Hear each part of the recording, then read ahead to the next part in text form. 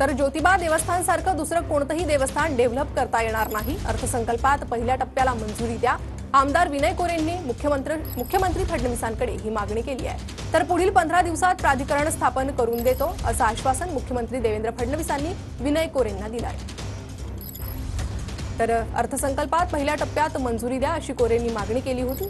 त्यानंतर मुख्यमंत्री देवेंद्र फडणवीसांचं हे आश्वासन 15 दिवसात प्राधिकरण स्थापन करून देतो असं आश्वासन देवेंद्र फडणवीसांनी दिलेलं आहे। तर ज्योतिबासारखं कोणतंही देवस्थान डेव्हलप करता येणार नाही। अर्थसंकल्पात पहिल्या टप्प्यात मंजुरी द्या ही कोरेंची मागणी।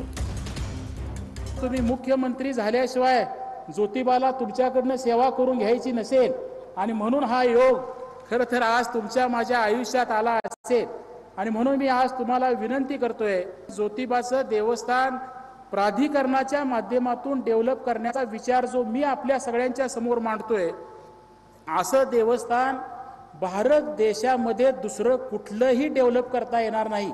या विचारातून मी ही संकल्पना आपल्या समोर त्या ठिकाणी ठेवतोय आणि मी तुम्हाला विनंती करतोय की उद्याच्या 10 तारखेच्या अर्थसंकल्पात खरंच या पहिल्या टप्प्याला आपण त्या ठिकाणी मंजुरी द्यावी।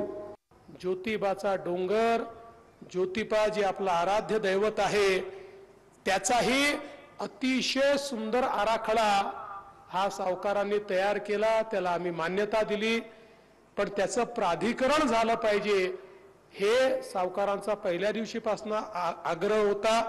त्यांनी आत्ताच माझ्या निदर्शनास आणून दिलेलं आहे। काही लोक ते करत नाही आहेत। आपण काळजी करू नका, पुढच्या 15 दिवसामध्ये हे प्राधिकरण स्थापन करून देतो। 15 दिवसामध्ये